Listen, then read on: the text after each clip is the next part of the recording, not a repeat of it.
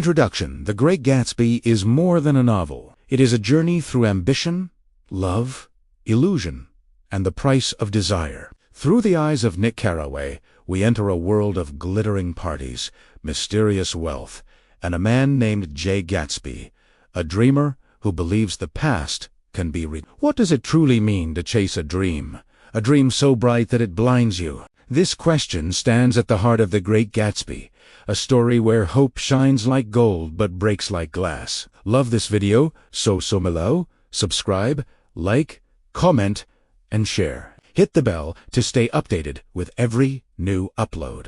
Chapter 1. The Green Light of Dreams.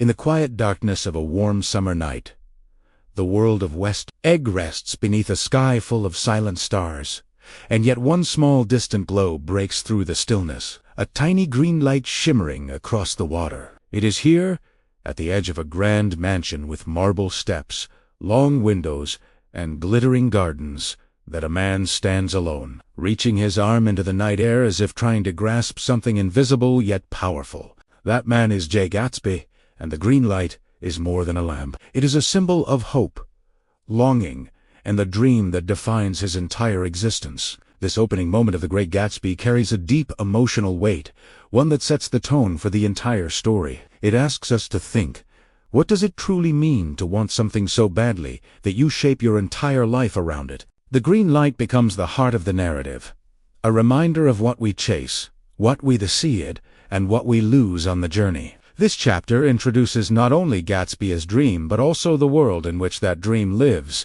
a world filled with glamour and emptiness, ambition and illusion, light and shadow. The scene begins with silence, but beneath that silence lies a storm of emotions and memories. Gatsby stands with an unmatched determination, staring at a light that sits across the bay in East Egg, a place full of old wealth, tradition, and social power. This separation between West Egg and East Egg is not just physical. It is a symbolic wall between dreams and reality, hope and privilege, new money and old names. Already, the story hints that Gatsby's journey will not be easy. Even the water between the two shores reflects a distance he must cross, a distance that money alone cannot erase. We do not yet know his story fully, but his posture, his focus, and his trembling hand tell us everything about his heart. He is a man who believes deeply, a man whose purpose is stronger than doubt, a man who sees possibility where others see limitation. The green light is small, almost insignificant, but dreams are often like that. Tiny sparks that grow into wildfires inside the human soul. Its glow reflects the essence of Gatsby's character, hopeful, stubborn, and beautifully flawed. It symbolizes Daisy Buchanan, the woman he loves, the past he wants to restore, and the future he imagines so clearly that he treats it as reality. From this very first image, we understand that Gatsby is not driven by logic or practicality. He is driven by passion, by imagination, and by a belief that the world can be reshaped according to the desires of one determined human being. The story's narrator, Nick Carraway, witnesses this quiet moment without announcing his presence. Nick, newly arrived in West Egg, is searching for stability and meaning after serving in the war. He has rented a modest cottage beside Gatsby's mansion, unaware that his life is about to intertwine with one of the most fascinating men he will ever meet. Nick is observant, reflective, and emotionally intelligent, traits that make him the perfect storyteller. Through Nick's eyes, we feel the weight of Gatsby's gesture, a silent reaching toward something bigger than money, bigger than success, bigger even than love. The green light becomes a visual hook that draws the reader into a deeper understanding of human desire. It represents every dream we have ever chased, every moment we hoped to relive, every chance we thought we could still reach if only we tried harder. But dreams, especially those connected to the past, carry both beauty and danger. The strength of this chapter lies in how it blends symbolism with emotion. Without saying a word, Gatsby reveals his entire soul. His mansion may be huge, his parties may be legendary, and his wealth may seem limitless, but his heart is fragile. He stands alone, outside, in the dark, reaching not for gold, not for fame, but for something far more human, the feeling of belonging, of being seen, of being loved. This moment builds the foundation for the rest of the story. Gatsby's dream is not simple. It is layered with memory, imagination, and resilience.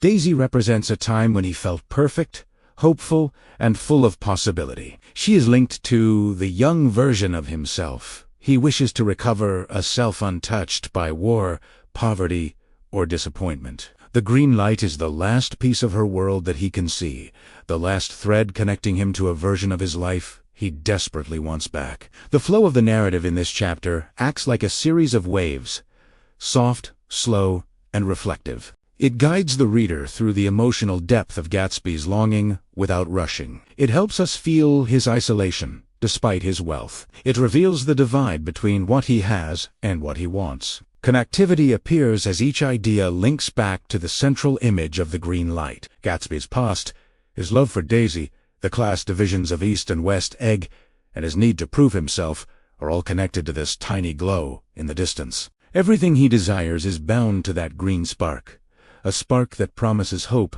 but also foreshadows heartbreak. As Nick continues to watch him from the shadows, he senses that Gatsby's relationship with that distant light is not casual. It is sacred. Gatsby reaches out, as if pulling the future toward himself, shaping fate with both hands, refusing to accept that time moves forward and not backward. This behavior reveals a truth about him. He does not just dream. He believes dreams can be rebuilt, relived, revived. This belief is beautiful, but it is also dangerous because the world he lives in, the world of class boundaries, social judgment, and emotional fragility, is not built to support such hope. Gatsby's dream is unique because it is both innocent and ambitious. A wants love, but not just any love. He wants a perfect love, untouched by time. He wants Daisy, but not the Daisy of today, shaped by comfort and society. He wants the Daisy of the past, the girl who loved him before he had money, the girl who represented everything he thought he could never have. And so, the green light becomes the silent partner of his dream, a signal that keeps him alive even when the world turns cold. This chapter's true strength lies in its emotional simplicity. Nothing loud happens, and yet everything important begins here. Gatsby doth not speak, but his silence roars with meaning. He does not move, but his stillness becomes action. He does not look at Nick, but his gesture reaches the reader directly. As the chapter closes, we understand that Gatsby is not just a character. He is an idea. The idea that dreams define us, inspire us, and haunt us. And this green light, small but persistent, is the fire that burns inside him. It is the dream that pulls him forward, the illusion that keeps him alive, and the symbol that will shape his tragic journey. In this single moment, under the quiet night sky, a powerful question rises. Is a dream worth chasing when it demands everything you have, even if it can never be truly reached? This question becomes the heartbeat of the entire story. Chapter 2, Nick Carraway. The honest witness in every great story. There is one voice that stands apart, calm in chaos, steady in confusion, and honest in a world where truth often hides behind gold and glitter. In The Great Gatsby, that voice belongs to Nick Carraway. Chapter 2 is not merely about his movements or his background. It is about understanding the mind of the man who holds the entire story together. Without Nick, Gatsby's dream would be misunderstood. Daisy's softness would appear shallow, and Tom's arrogance would lose its deeper meaning. Nick becomes the bridge between illusion and reality, the witness who sees everything yet judges with care, the narrator whose honesty gives the novel its heartbeat. This chapter explores how Nick's presence shapes the world of East Egg and West Egg, and why he becomes the lens through which we learn the truth about love, wealth, and ambition. Nick arrives in West Egg searching for something simple, a fresh start, a place where he can find his path after the emotional exhaustion of war. He rents a small house, tiny, weather-beaten, and squeezed between two immense mansions. This physical placement mirrors his emotional state. He is neither poor enough to be hopeless, nor wealthy enough to be arrogant. He exists in the middle, in the space of awareness, watching the world from a distance that allows him to see its flaws clearly. In a society obsessed with status and spectacle, Nick's neutrality becomes his power. He does not try to impress, he tries to understand. He does not pretend, he observes. And unlike most people in his social circle, he knows when to speak and when to stay silent. Chapter 2 shows how Nick, despite his humility, becomes deeply connected to the people around him. His first major interaction is with Tom Buchanan, a man who embodies physical strength but emotional uncertainty. Tom forces Nick into a world he didn't ask for, a world of loud opinions, restless desires, and careless power. Tom invites Nick to join him on a trip to New York, not for business or friendship, but for something darker, to meet Myrtle Wilson, the woman Tom is secretly having an affair with. This invitation reveals a crucial truth about Tom. He believes rules are made for other people. He believes his wealth gives him permission to break morals, destroy trust, and control people as if they were objects.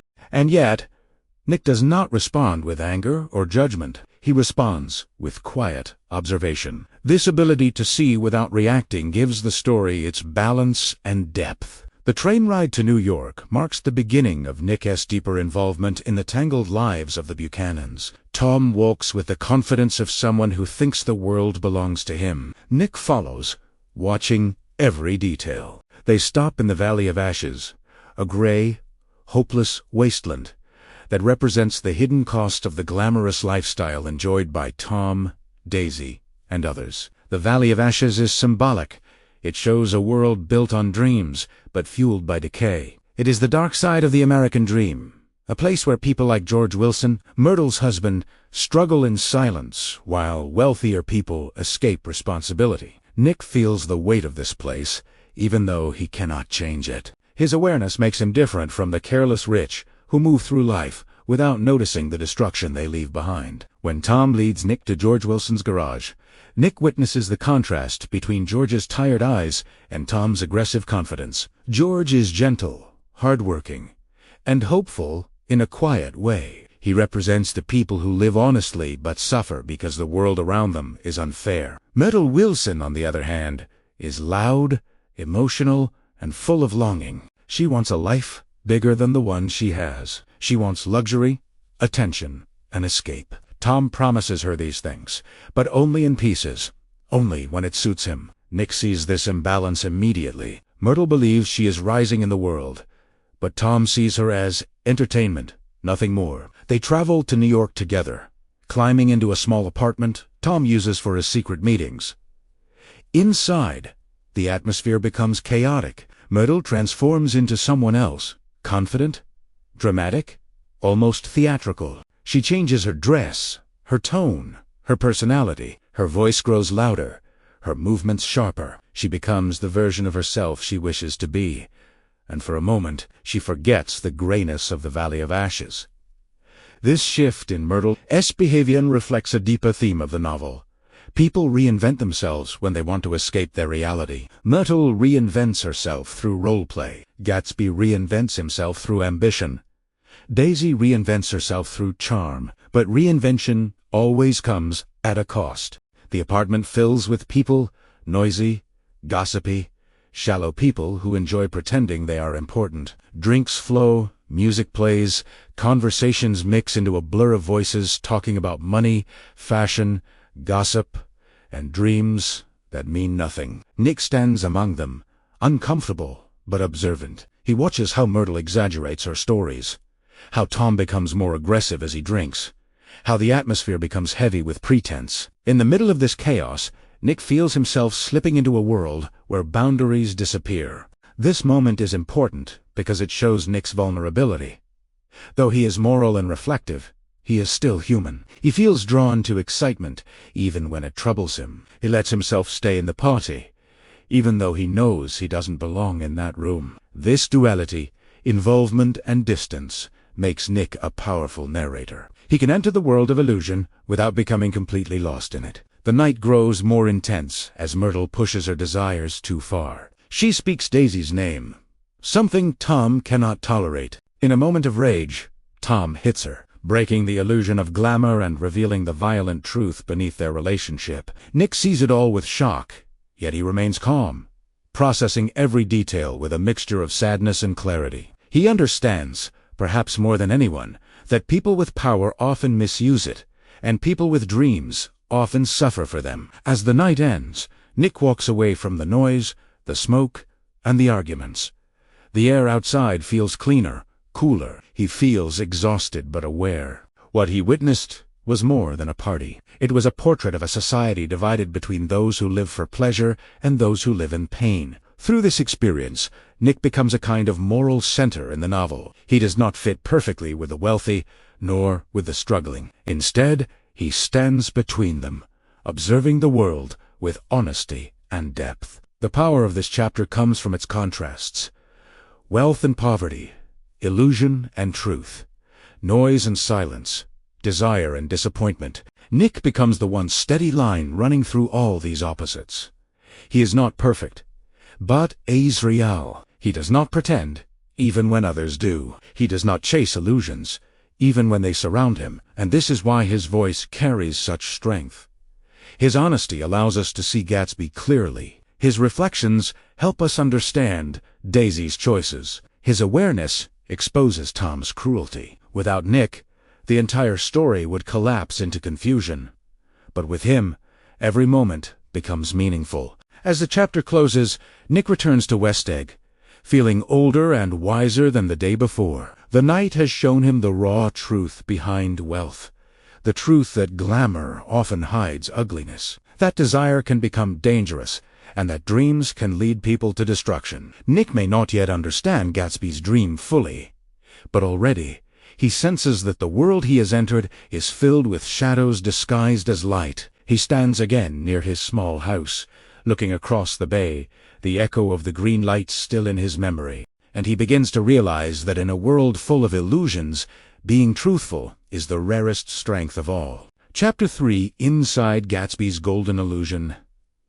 Have you ever stepped into a place so dazzling, so alive, that it felt like reality was melding into a dream? That is exactly what happens the first night Nick Carraway attends one of Jay Gatsby's famous parties, gatherings so legendary that strangers travel miles just to witness the magic. Chapter 3 of The Great Gatsby is not merely about a party. It is about illusion, identity, and the power of curiosity. This chapter opens the glittering doors of Gatsby's world and lets us experience the golden illusion he carefully creates to hide the loneliness that shadows his heart. The chapter begins with a transformation. Gatsby's mansion, which often sits in silence under the night sky, suddenly bursts into light and color. Every weekend, the house becomes a living organism, glowing, singing, breathing excitement.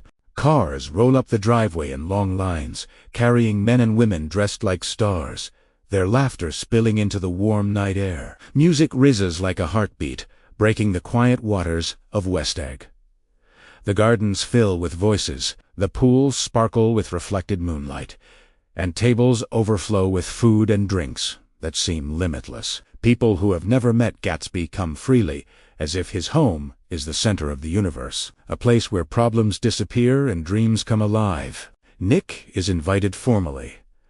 Unlike most guests who arrive uninvited, this invitation sets him apart, a small detail, but an important one. It shows that Gatsby sees something in Nick, something genuine, something he does not see in the crowds who chase luxury, but ignore the man who provides it. As Nick approaches the mansion that evening, he feels both excited and unsure. He has heard countless stories about Gatsby, stories of wealth, danger, heroism, and mystery. Yet no one truly knows who Gatsby is. Nick enters the party like an explorer stepping into a new world, one where every detail glitters but nothing feels solid. Inside the mansion, Nick notices the chaos beneath the beauty. People dance without purpose, drink without limit, and talk without thinking. Conversations flow like broken rivers, wild, scattered, unstoppable. Everyone shares theories about Gatsby. Some say he killed a man.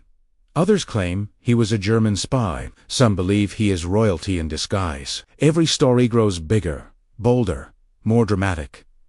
Yet none of them carry truth. The mystery of Gatsby becomes a game for the guests, a game they enjoy more than the party itself. Nick listens, observing how easily people create illusions to entertain themselves. It becomes clear that the guests care more about the idea of Gatsby than the man himself. Nick moves through the crowd slowly, noticing how beautiful everything appears, and how empty it truly feels. The decorations shine, but they are temporary. The food is rich, but the conversations are shallow. The people are glamorous, but not connected. Nick realizes that the party is a perfect reflection of the jazz age, loud, bright, exciting, and yet hollow beneath the surface. It is a world built on appearances, a world where loneliness hides behind champagne glasses and laughter masks silent fears. Nick eventually meets Jordan Baker, cool and composed as always. Together they wander through Gatsby's mansion,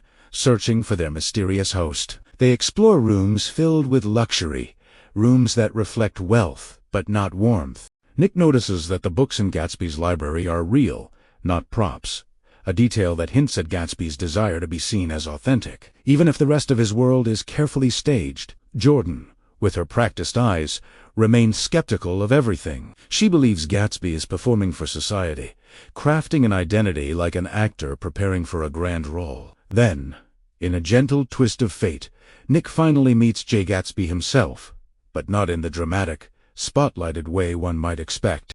Gatsby appears quietly, standing right beside him, speaking in a calm, polite tone that carries surprising sincerity. Nick does not recognize him at first, because Gatsby is nothing like the rumors. He is young, handsome, and charming in a way that feels natural, not forced. His smile is warm and understanding, the kind of smile that makes a person feel seen and valued. His voice carries confidence, but not arrogance. Everything about him contradicts the stories whispered among the guests. This moment becomes a turning point. The man behind the green light is no longer a myth. He is real, human, and far more complex than any rumor suggests. Nick senses that Gatsby is living in two worlds at once. The world of wealth he created, and the world of dreams that drives him. Gatsby speaks with a kind of hopefulness that feels rare. A cold sport with an ease that seems practiced, yet somehow sincere. Even when surrounded by hundreds of guests, Gatsby stands slightly apart, as if watching his own party from a distance. As the night unfolds, Gatsby does not enjoy the party the way his guests do. He watches with careful eyes, ensuring everyone is comfortable. It becomes clear that these gatherings are not for his pleasure, but for someone else, someone special, someone he is waiting for. Nick notices this immediately, though he does not yet understand the depth of Gatsby's longing. The party is not a celebration. It is a signal. It is a lighthouse that Gatsby hopes will guide one particular person toward him. Everything, the lights, the music, the guests, exists as part of his dream. Nick and Jordan are eventually summoned by Gatsby's butler.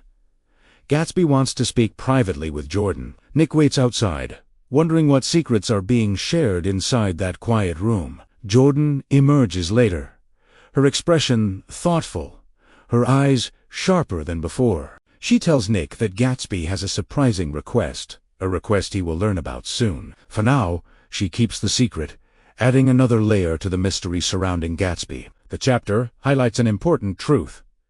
Gatsby builds illusions for others, but he lives inside a dream of his own. His parties are a performance, not a celebration. His wealth is armor, not comfort. His smile hides hope, not happiness. Nick begins to understand that beneath Gatsby's golden world lies a man shaped by longing and loss. This realization deepens the story's emotional tone and prepares the reader for the chapters ahead. As the night ends, Nick returns home through quiet streets, reflecting on everything he has witnessed. The party fades like a dream at sunrise.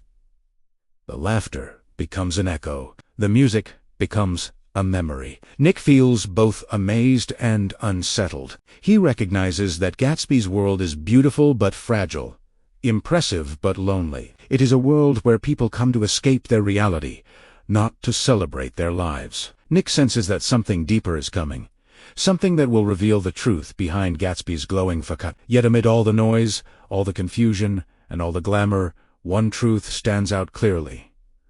Gatsby is different. He is not careless like the others. He is not empty or arrogant. He is a man with purpose, with vision, with a dream powerful enough to shape every choice he makes. And Nick, watching from the edges of Gatsby's golden illusion, becomes the only person capable of understanding him fully. This chapter ends not with sound, but with silence. The silence that follows a night of illusions. The silence in which truth finally begins to rise. Asterisk, asterisk.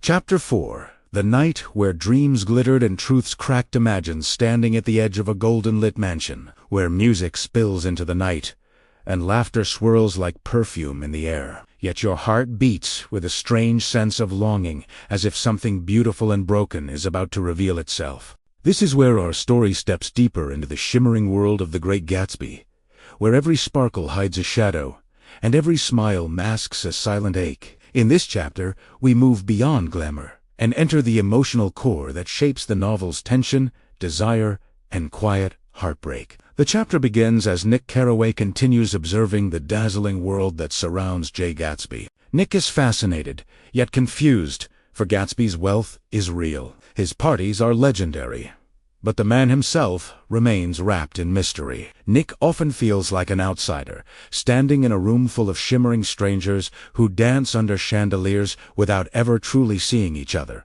This theme of visibility versus invisibility becomes the backbone of the chapter's emotional strength. Connectivity is key here. Every scene ties back to the main idea of illusion, how the American dream shines so brightly that it blinds those who chase it. Gatsby's mansion becomes the symbol of this dream, glowing every night, as if trying to convince the world, and Gatsby himself, that he has already won what he desires most. But the truth is different. Beneath the glitter, Gatsby stands alone. As the evening unfolds, Nick receives a personal invitation to one of Gatsby's parties, a rare honor, since hundreds attend without ever meeting the host. This moment marks a shift in tone. The story moves from general observation to personal involvement. Now Nick is no longer a distant viewer. He's stepping onto the stage where Gatsby's dream performs itself night after night. Yet even as Nick accepts the invitation, he senses a hidden tension, a question that hovers in every hallway. Why does Gatsby host these extravagant gatherings? The hook of this chapter deepens, because the more we see, the less we understand. When Nick arrives at the party, he is greeted by a world that feels almost unreal. The lawns are filled with guests dressed in shimmering fabrics, their laughter rising like waves that crash and fall without meaning. Waiters move gracefully through the crowd, offering drinks that sparkle in crystal glasses. A full orchestra plays music so lively that even the stars seem to pulse in rhythm. Gatsby's home transforms into a kingdom of sound and light, a place where reality bends and imagination stretches. Yet Nick feels something off, a sense that this beauty is a mask. Everyone is pretending. Everyone is performing. Even the air smells artificial, as if trying too hard to be perfect. This perfect illusion is Fitzgerald's masterpiece. It shows how people chase dreams, not because they are real, but because they glitter. Flow carries us forward as Nick searches for Gatsby, moving through crowds where rumors fly like sparks. Some whisper that Gatsby once killed a man, Otter sei ESA, German spy, a prince, or a thief. No one knows the truth, and strangely, no one cares. They enjoy the mystery because it adds to the night's thrill. This is where the chapter's strength builds. Fitzgerald uses these rumors to show how society constructs myths around wealth. Gatsby's legend grows, not because of who he is, but because of who people want him to be. Nick eventually meets Gatsby without realizing it at first. The moment is subtle, not dramatic, not grand. Gatsby is polite, soft-spoken, almost shy. This is the twist that tightens the chapter. The man behind the extravagant world is humble, gentle, and surprisingly human. He is nothing like the rumors, yet somehow more mysterious than all of them combined.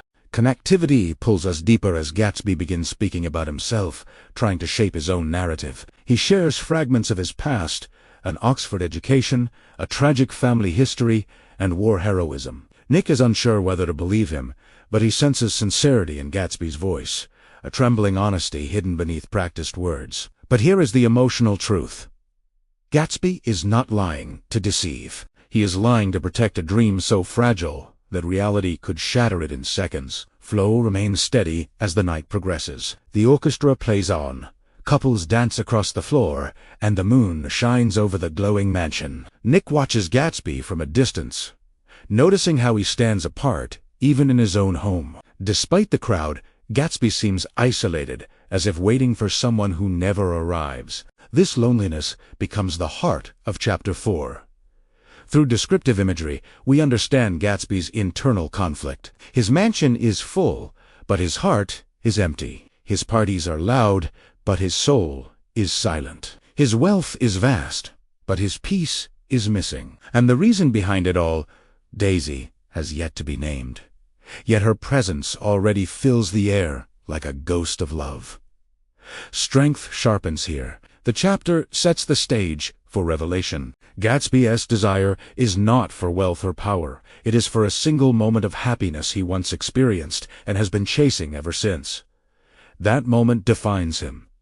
It controls him. Eat, ounce, im. Flow carries us to the chapter's closing as Nick leaves the party. The moonlight still glows on Gatsby's mansion, but now it feels different. Not magical, but heartbreaking. Nick realizes that Gatsby's dream is not a dream of luxury, but a dream of return. Gatsby wants to go back in time, back to innocence, back to the moment when love felt pure and possible. Connectivity ties everything together. The illusions, the rumors, the glittering lights, and the loneliness all point to this single truth. Gatsby is not chasing the American dream. He is chasing feeling. As Nick walks away, he glances back and sees Gatsby standing alone on the stairs, staring into the night. This image becomes the chapter's final hook, a silent question that lingers in the reader's heart.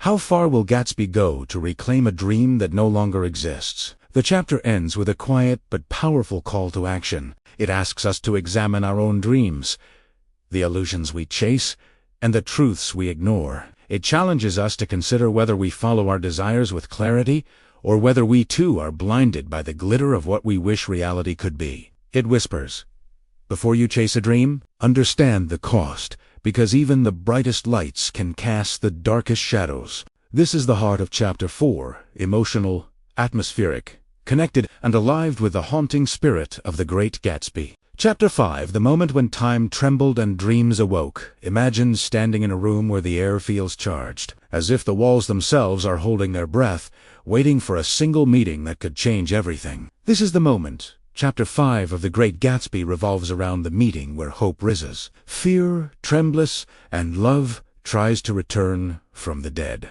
From the first line to the final moment.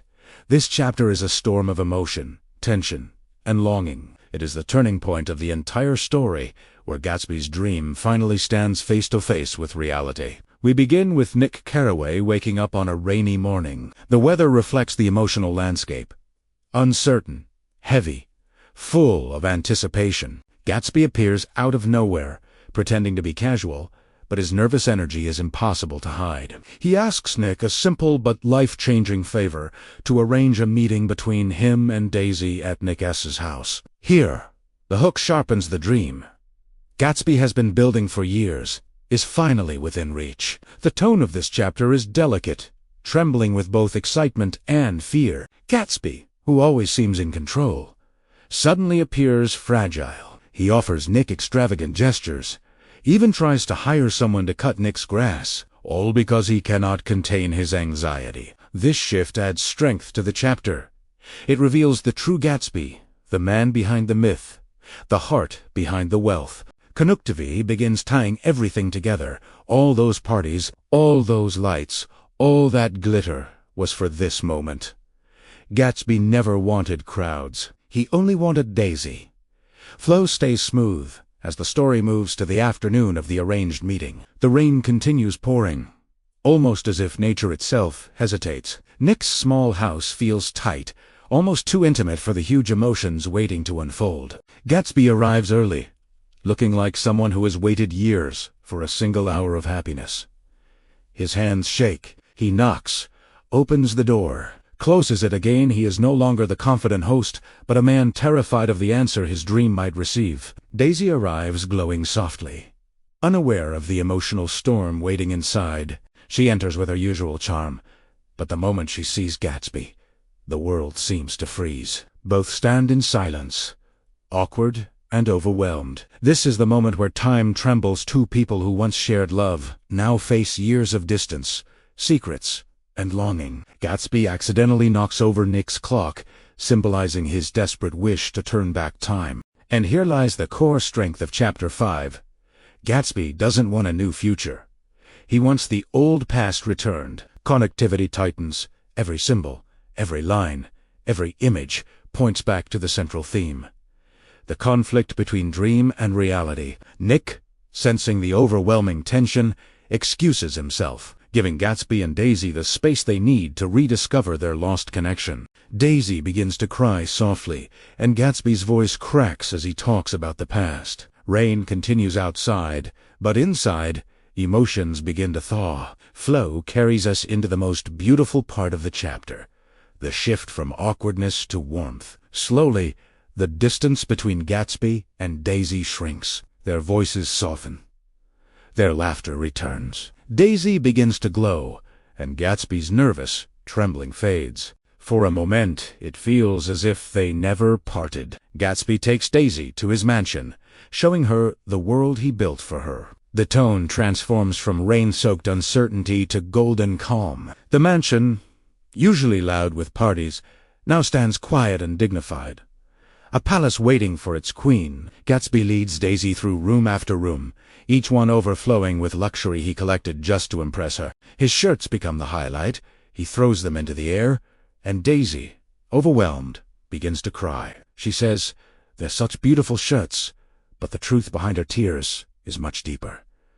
She is crying for the years lost, for the choices she made, for the dream Gatsby never let go of. Strength rises again as the emotional weight deepens.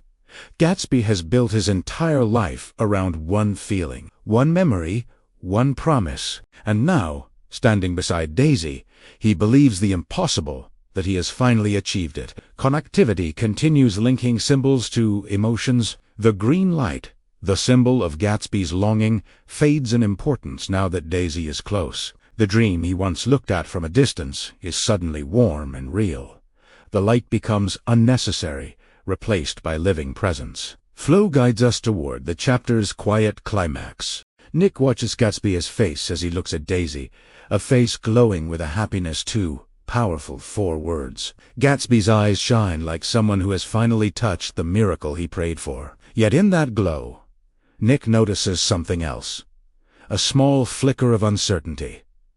Daisy is human, flawed, imperfect. The dream Gatsby held for years was perfect, untouched by time. Now, the dream meets reality, and reality is never flawless. This subtle tension becomes the heartbeat of the chapter's ending. Strength shifts from joy to a quieter, deeper question. Now that Gatsby has Daisy again, will reality satisfy him the way his dream did? Flow brings us toward the closing scene. The rain has stopped. The sky clears. The world looks washed and new. Gatsby and Daisy stand close, talking softly, glowing with a gentle sweetness. But Nick senses a faint shadow. Not darkness, but the fragile truth that dreams, once reached, can never remain untouched. Connectivity pulls everything together. The rain, the mansion, the shirts, the green light, all of it reveals a single truth. Gatsby has achieved his dream, or at least the beginning of it, but the cost of believing that time can be rewritten still hangs in the air. The chapter ends with a quiet but powerful hook. Nick reflects on Gatsby's dream-filled face and feels both admiration and worry. He knows that Gatsby's hope is too ideal, too delicate, too absolute. But he also knows that Gatsby is the only person in this world brave enough to believe so fiercely in something beautiful. And then comes the emotional call to action, not spoken, but felt. Hold your dreams dearly, but remember, even the brightest hopes must walk hand in hand with truth. Chapter 5 closes softly, beautifully, trembling with love, longing, and a hope so strong that it lights the night. The moment where dreams awaken and reality begins to whisper its reply. Chapter 6. The past that cannot be rewritten. Every dream has a beginning, a spark that ignites hope. And for Jay Gatsby, that spark began long before the glittering mansions and lavish parties of West Egg. Chapter 6 of The Great Gatsby delves into the origin of Gatsby's ambition, revealing the man behind the myth and the relentless drive that shapes his every action. The chapter opens with an exploration of Gatsby's past. A young James Gatz from North Dakota, restless and dissatisfied with his humble origins. Even as a boy, he envisioned a life far beyond the limits of his family farm, dreaming of wealth, power, and love. This backstory is the chapter's hook, immediately asking the reader to consider the force of human ambition. How far would someone go to create the life they imagine, and at what cost? The tone is reflective yet energetic, tracing the transformation from boyhood desire to adult obsession. Gatz is introduced as a young man who refuses to accept the ordinary. He makes plans, studies the wealthy, and imagines a future so vividly that it feels real, even before it arrives. This vision becomes his strength, the blueprint for the man who will eventually become Jay Gatsby. Fitzgerald emphasizes the intensity of Gatsby's reinvention, showing that wealth alone does not define him. Rather, it is the discipline, determination, and audacity with which he pursues his dream. This idea flows naturally into the present day, where Gatsby has succeeded in accumulating a fortune. Yet, the man he is now is still deeply connected to the boy he once was. The parties, the mansion, the carefully curated image. All of these are performances designed to attract one person, Daisy Buchanan, and to erase the gaps that society has drawn between them. Connectivity ties past to present. Gatsby's reinvention is not merely social or financial. It is emotional. Every detail of his new life is a careful construction intended to rewrite history, to prove that he can claim the love and respect that once seemed impossible. As the chapter progresses, we see Nick reflecting on the contrast between Gatsby's dream and the reality surrounding him. While the green light once represented hope from a distance, the actual person Gatsby seeks, Daisy, is tangible and flawed. The tension grows because the past Gatsby tries to recreate is gone. It exists only in memory and imagination. Flow carries the narrative from reflection to confrontation as Gatsby's carefully constructed world begins to interact with Daisy's present life. Gatsby invites Daisy to his mansion, showing her the rooms, the treasures, and the luxury he has earned. He hopes that material success will bridge the gap between their worlds, that wealth will erase the years and hardships that separate them. Yet the chapter makes it clear that this hope is fragile. Gatsby's obsession with the past, his desire to recreate a perfect moment in time, is both beautiful and dangerous. Strength arises from Gatsby's unwavering belief in possibility. He refuses to acknowledge the limitations that time imposes, insisting that with enough determination, everything can be restored. Yet Fitzgerald also reveals the paradox of this strength. The more Gatsby clings to the past, the more reality slips through his fingers. Nick observes, in quiet awe, the careful orchestration of Gatsby's life. Every guest, every detail, every shimmering object in the mansion is part of a plan to maintain the illusion. Flow is maintained by shifting seamlessly between the historical account of James Gatz and the present-day Gatsby, creating a layered narrative that enriches the reader's understanding of ambition and longing. Connectivity is further emphasized through Gatsby's interactions with his guests. Unlike the careless rich who attend his parties for spectacle, Gatsby is focused entirely on Daisy. His ambition is personal, intimate, and singular. This personal drive contrasts sharply with the shallow motivations of those around him, highlighting the theme of purpose versus performance. The chapter also introduces tension in Gatsby's relationships. While he has accumulated wealth, he has not mastered the social graces of old money. Tom Buchanan, with his inherited privilege and arrogance, represents the obstacle Gatsby cannot fully overcome. This tension flows naturally from the backstory, connecting Gatsby's past struggles to present conflicts. Gatsby's parties, once symbols of joy and hope, begin to reveal cracks in the illusion. Guests come and go without ever understanding the true heart of their host. They consume, gossip, and leave, unaware of the quiet, desperate longing behind the grand gestures. Nick, as always, serves as the observer, the honest witness, the lens through which we perceive the contrast between dream and reality. The narrative emphasizes that Gatsby's wealth is not empty, but it is incomplete. It cannot recreate the past, it cannot guarantee love, and it cannot shield him from the passage of time. Strength and tension rise as Gatsby realizes that even with all his planning, the dream he holds on to so fiercely may remain unreachable. The emotional impact of this chapter is deepened by Fitzgerald's attention to symbolism. Gatsby's mansion, once a beacon of hope, now feels like a stage set. Beautiful, elaborate, but not quite alive. The green light, though not directly mentioned in this chapter, lingers in the background as a symbol of the dream's persistence and the impossibility of reclaiming the past. Flow guides the reader through Gatsby's realization without abruptness. The narrative moves from his youth to the present, from hope to tension, from reflection to action, creating a seamless emotional experience. Connectivity is maintained as every observation, memory, and interaction ties back to the central theme, the pursuit of a dream built on the desire to restore a lost moment in time. As the chapter closes, Nick reflects on the duality of Gatsby's character. He is both admirable and tragic, heroic in his ambition, yet vulnerable to disappointment. The chapter ends with a subtle but powerful message. Dreams give life purpose, but they can also blind us to reality. The careful orchestration of Gatsby's reinvention demonstrates the lengths to which human beings will go to reach for what they believe they deserve. And yet, the same determination that drives success can also plant the seeds of heartbreak when the dream conflicts with the truth of the world around us. Chapter 6 serves as a bridge, connecting the glittering past of ambition with the present challenges of desire. It reminds readers that the pursuit of dreams is as beautiful as it is dangerous, as inspiring as it is fragile. Gatsby's story in this chapter is not just about wealth or love. It is about the human condition.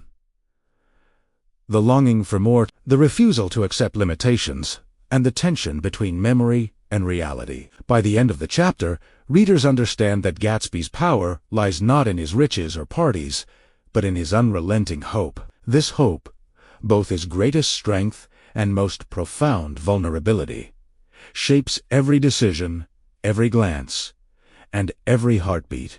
It is this duality, the simultaneous brilliance and fragility of human dreams, that makes Chapter 6 one of the most emotionally resonant moments in the novel. Nick closes the chapter reflecting on the paradox of Gatsby's ambition. He is a man who has achieved extraordinary success, yet the very thing he desires most, the past restored, now perfected, remains elusive. Flow, connectivity, and tone converge to create a sense of inevitable tension, setting the stage for the confrontation between Gatsby's dream and the harsh truths of reality. The chapter leaves readers with a lingering question, a challenge, and a quiet call to action.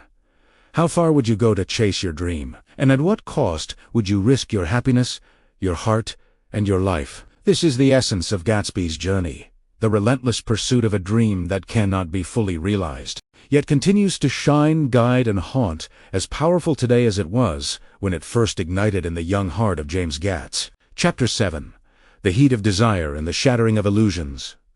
The sun rises on West Egg with a merciless heat, pressing down on the characters of the great Gatsby as if the universe itself conspires to bring hidden truths to the surface. Chapter 7 begins with tension already palpable. The season's heat mirrors the rising conflict, creating a hook that immediately grips the reader. There is no party this time, no glittering distraction, only the raw human emotions that simmer just beneath civility. Gatsby's dream, once nurtured with hope and careful planning, is now exposed to the scorching light of reality. The summer sun becomes more than weather. It is a force that magnifies the flaws, desires, and secrets of each character. The chapter opens with Gatsby ceasing his weekly parties. The glittering spectacles that once defined his existence vanish, replaced by a single, focused goal: Daisy Buchanan. This sudden change signals a turning point in the narrative. Gatsby's obsession has grown too powerful to be masked by his dream is no longer distant but pressing and urgent.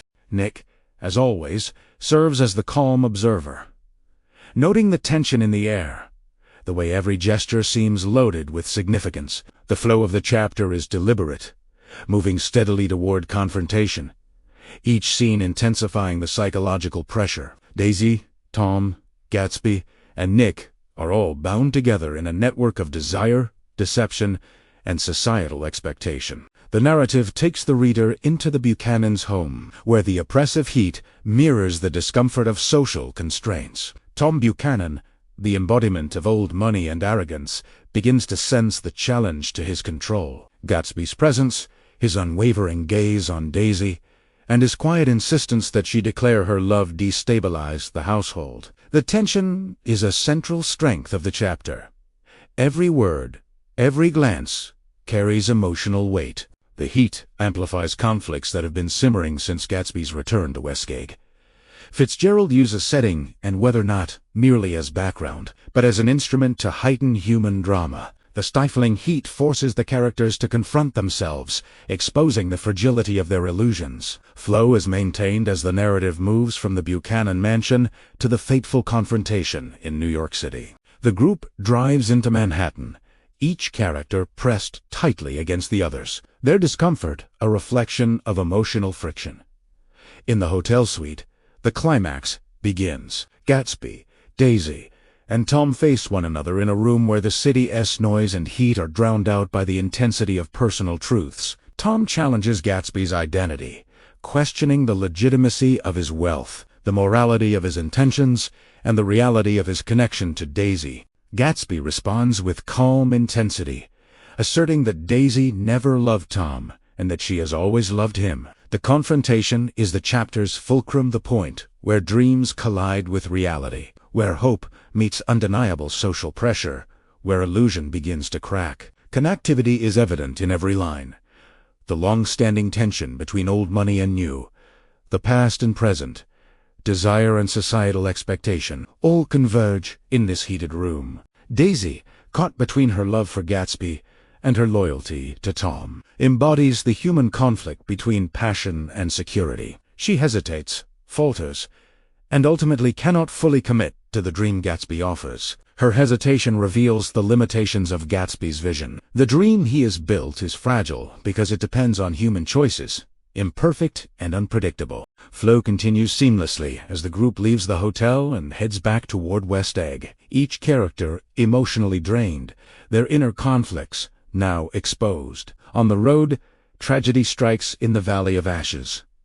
Myrtle Wilson, desperate to assert her own desire and escape the confines of her life, runs into the path of Gatsby's car, driven by Daisy. The accident is sudden, shocking, and devastating, a harsh reminder that the collision between dreams and reality often produces irreversible consequences. Fitzgerald uses Myrtle's death as a pivotal moment of truth. The illusion of control shatters, leaving characters exposed. Gatsby's wealth, Daisy's charm, and Tom's arrogance cannot prevent tragedy. The raw consequences of desire and deception ripple outward, affecting everyone in the orbit of these characters. Strength rises in the chapter through the psychological depth and moral tension. Gatsby continues to embody hope and idealism, but now his dream is tainted with the weight of human fallibility. The narrative emphasizes that no amount of wealth or careful planning can fully contain the complexity of human emotion. Connectivity between earlier chapters and the present is reinforced.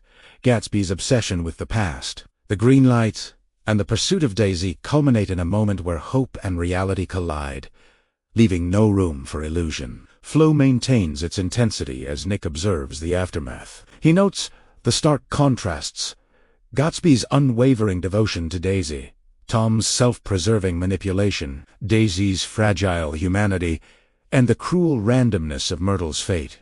The chapter exposes the moral fabric of society, revealing corruption, cowardice, and complicity. Gatsby is left alone, holding on to the dream that cost a life, while others retreat to comfort and social convention. The chapter's emotional resonance is heightened by Fitzgerald's use of setting, symbolism, and pace.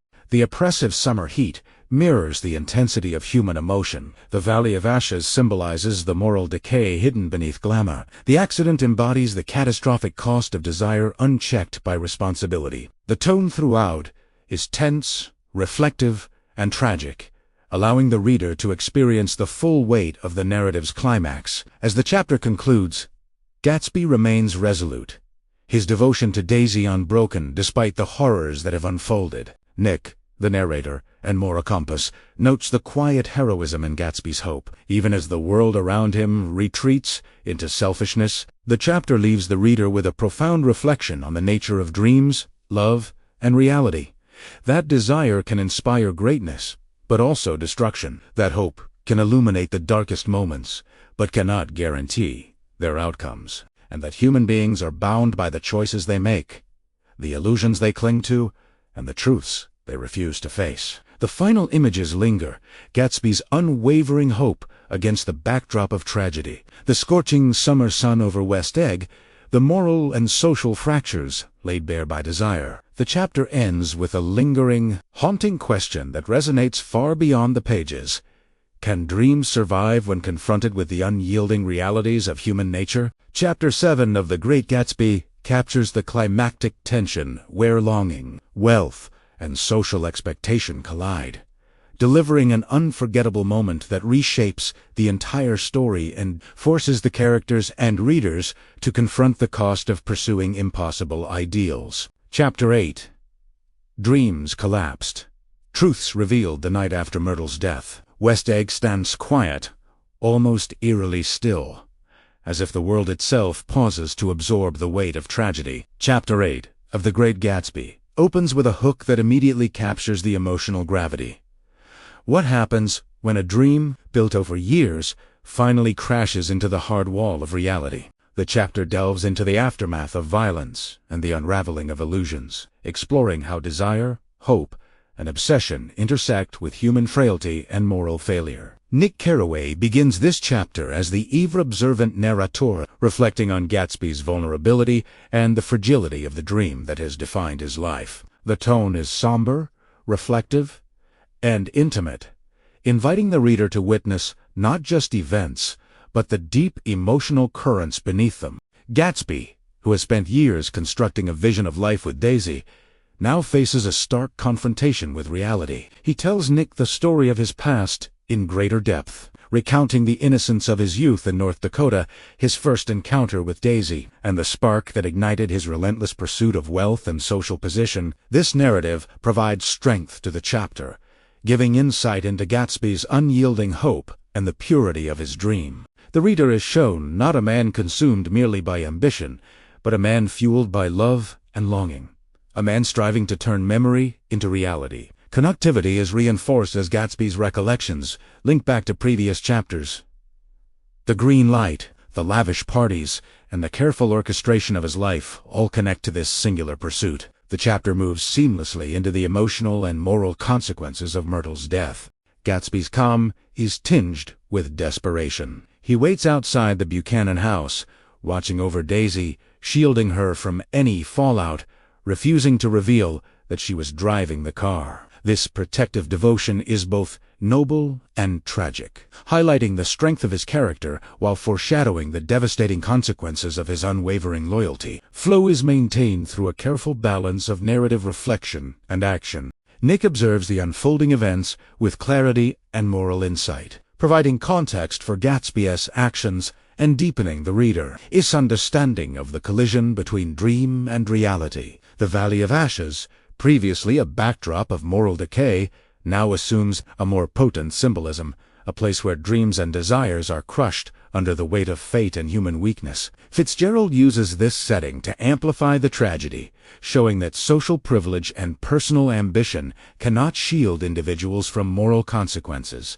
Gatsby's obsession with reclaiming the past becomes painfully evident. He confesses that he has spent years waiting, planning, and hoping for a reunion with Daisy, convinced that time can be rewritten and that love can be restored to its original perfection. Yet in the aftermath of Myrtle's death, this dream is exposed as dangerously fragile, dependent on factors beyond his control. The strength of Chapter 8 lies in its psychological depth, as readers are invited to explore the tension between Gatsby's idealism and the harsh realities surrounding him. Daisy, Tom, and even George Wilson emerge as forces that challenge, complicate, and ultimately dismantle the dream Gatsby holds so tightly. George Wilson, driven by grief and manipulated by misinformation, becomes the instrument through which the story confronts moral accountability. His tragic misunderstanding of events, combined with his emotional turmoil, leads him directly to Gatsby. The narrative tension escalates steadily, flowing like a river of inevitability. Fitzgerald masterfully builds suspense by alternating between Nick's reflections, Gatsby's recollections, and the inexorable approach of catastrophe. Connectivity threads through every line. Gatsby's youthful ambition, his years of planning, the illusion of wealth, and the reality of Daisy's limitations all converge in this single, devastating moment. The chapter reaches its climax with Gatsby's murder at the hands of George Wilson. The act is sudden, shocking, and irreversible, yet it feels tragically inevitable. A direct consequence of the collision between illusion, desire, and human error. Nick witnesses the aftermath with a mixture of horror, grief, and contemplative understanding.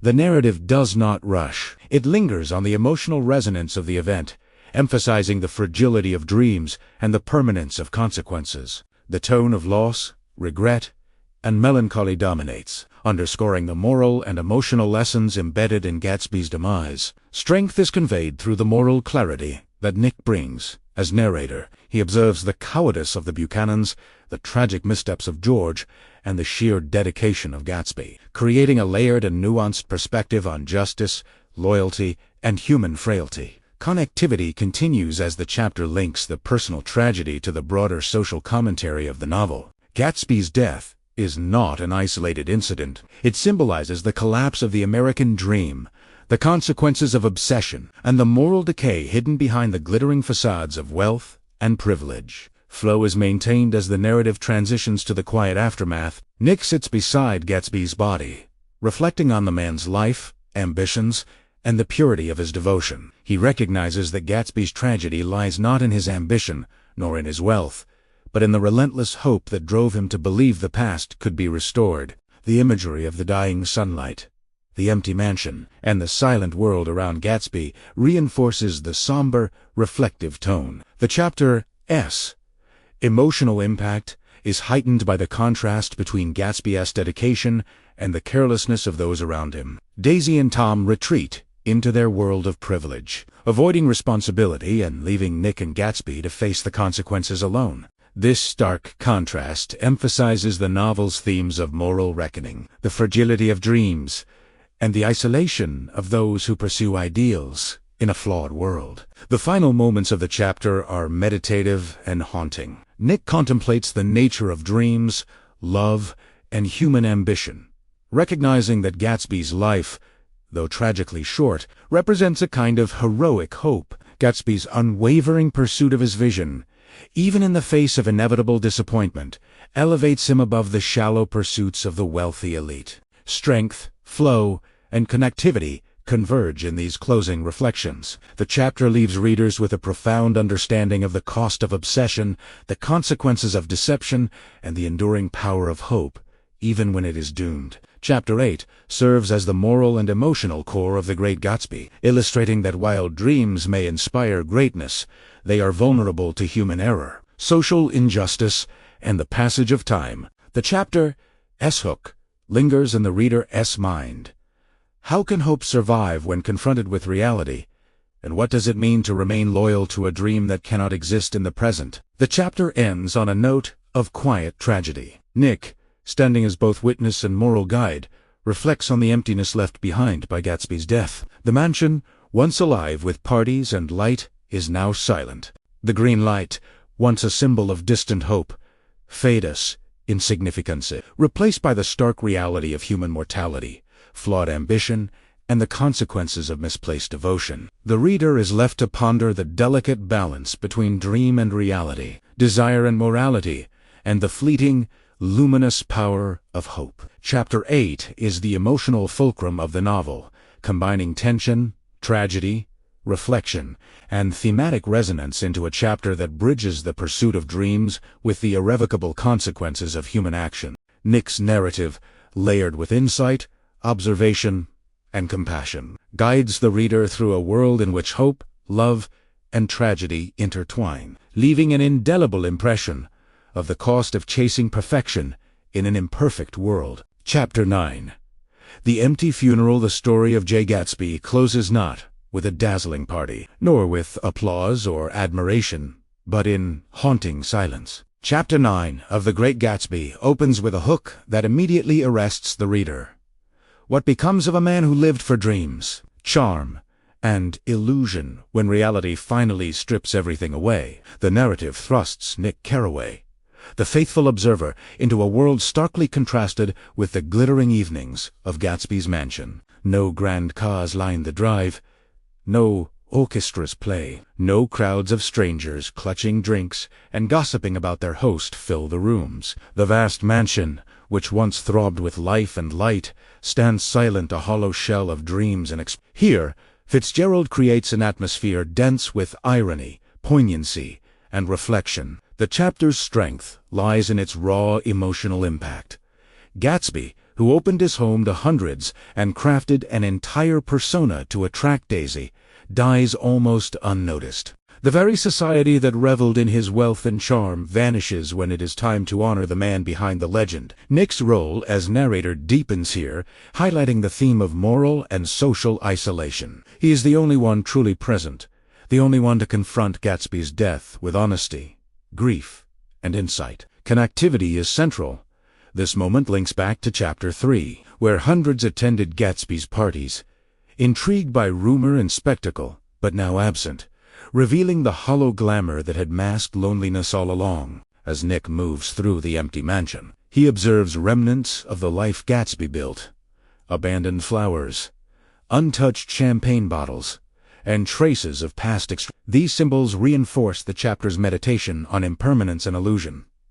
Fitzgerald's flow is seamless. The narrative moves from observation to reflection, from description to moral insight. Nick attempts to contact Gatsby's friends, former acquaintances, and business associates, but few respond. Some make excuses, some vanish entirely. The hollowness of Gatsby's social world becomes tragically apparent. Those who benefited from his hospitality were never invested in him as a person, only in the glamour and access he offered. The funeral, when it occurs, is small and intimate. Only a handful attend, including Nick Gatsby's loyal butler, and a few others, tied by respect or obligation. The absence of the crowds amplifies the tragedy. Nick reflects on the cruel irony of Gatsby's life. The more he reached for love, admiration, and recognition, the more isolated he became in the end. Strength emerges in the clarity of Nick's insight. He recognizes that Gatsby's relentless hope, which defined his existence, was both noble and tragic. The man's dream, his pursuit of Daisy, his attempt to recreate the past. His unwavering belief in possibility remains admirable, even in the face of social indifference and mortal consequences. Flow carries us through Nick's meditations on human nature. The chapter juxtaposes the emptiness of Gatsby's funeral with the exuberance of his parties, highlighting the superficiality of the world around him. Nick muses on the people who attended the mansion for pleasure but abandon it when accountability arises, emphasizing themes of moral decay, selfishness, and social hypocrisy. Connectivity deepens as Fitzgerald reflects on the broader significance of Gatsby's life and death. The American dream, symbolized by wealth, glamour, and relentless ambition, is shown to be both seductive and hollow. Gatsby pursued a dream not for material wealth alone, but for love and acceptance. Yet the society he inhabited valued only the glitter and illusion, not the man himself. Nick arranges for the funeral with painstaking effort, demonstrating loyalty and moral courage absent in others. He confronts the stark reality that society rewards appearance over substance, leaving the faithful few to honor the truly virtuous. The narrative continues with Nick's reflections on Gatsby's life, ambitions, and the lessons it imparts. The chapter emphasizes the fragility of dreams in the face of social indifference, moral failings, and inevitable mortality. Fitzgerald's use of imagery reinforces the emotional weight. The empty mansion, the sparse gathering, the silent cityscape all mirrored the void left by Gatsby's absence. The chapter's tone is mournful yet contemplative, blending grief with philosophical reflection. Flow maintains its strength as Nick moves from practical arrangements to moral meditation, interweaving events with thematic resonance. The narrative connects Gatsby's personal tragedy to broader societal commentary and status, do not guarantee friendship, love, or respect, and the pursuit of an ideal can leave one isolated when illusions collapse. Connectivity between characters is sharply defined. Tom and Daisy, who remain untouched by moral responsibility, retreat into their world of comfort and privilege, leaving destruction in their wake. Their absence at the funeral contrasts with Gatsby's devotion and hope, highlighting the moral disparity between those who live for power and those who live for ideals. Nick's perspective crystallizes the novel's central message. Gatsby's life, defined by hope, ambition, and longing, is both heroic and tragic. The emptiness surrounding his death underscores the ephemeral nature of social recognition and the enduring cost of pursuing dreams in a flawed world. Strength is amplified by the clarity and honesty of Nick's narration. The chapter does not seek to dramatize the funeral with spectacle. It embraces realism, moral reflection, and emotional authenticity. Flow remains uninterrupted as Nick contemplates the enduring symbols of Gatsby's life. The green light, the mansion. The parties, all now cast in retrospective light, represent both the possibility of dreams and the impermanence of human endeavor. Connectivity to previous chapters is evident as Nick considers the arc of Gatsby's journey. The man who once stood at the edge of West Egg, reaching toward a distant green light, is now gone, leaving only memory, hope, and moral lessons. The chapter emphasizes the dichotomy between illusion and reality. Gatsby's wealth and charisma created a world of admiration and fascination. Yet when stripped of these artifices, only the truth remained. A man whose hope and devotion were unmatched, yet tragically unrecognized. Flow and tone guide the reader through a reflective landscape, moving from observation to insight, from grief to philosophical contemplation. The narrative's strength lies in its moral clarity and emotional resonance. Nick muses on the enduring quality of Gatsby's dream, even in death. Gatsby's hope, idealism, and vision, though unfulfilled, elevate him above the superficiality of those around him. Connectivity is reinforced as the chapter ties personal tragedy to social critique, reminding readers of the ethical and emotional consequences of valuing appearance over substance. The chapter concludes with Nick's final reflections on the nature of dreams, the passage of time, and the human condition. He meditates on the delicate balance between hope and reality, ambition and morality, and the fleeting nature of life. The empty funeral becomes a powerful metaphor. Despite human achievement, recognition and loyalty may remain elusive, leaving only memory and reflection. The reader is left with a haunting image. The mansion, silent and abandoned. The few mourners, steadfast in loyalty. And the vast, indifferent world beyond, where dreams are pursued, illusions created, and truths ultimately revealed. Chapter 9 closes the novel on a note of reflective melancholy, linking the personal tragedy of J. Gatsby to the broader societal and philosophical questions embedded throughout the narrative. Nick's narrative ensures that, while the world may forget Gatsby, the lesson endures. Dreams, devotion, and hope, even when unfulfilled, carry a moral and emotional weight far beyond material success or social recognition. The empty funeral symbolizes both the tragedy of a life devoted to an ideal and the enduring power of human aspiration. It leaves readers contemplating the cost of dreams, the nature of human connection, and the moral vacuum of a society obsessed with appearances. Ultimately, Chapter 9 underscores that Gatsby, though gone, remains immortal in the ideals he pursued, the hope he embodied, and the dreams he refused to abandon, offering a reflective, moral, and deeply emotional closure to the story of the Great Gatsby. Chapter 10. Daisy and Tom's careless world. The East remains indifferent, the air thick with luxury and moral decay. As Daisy Buchanan retreats into the soft cocoon of comfort that wealth provides, Chapter 10 opens with a hook that seizes attention.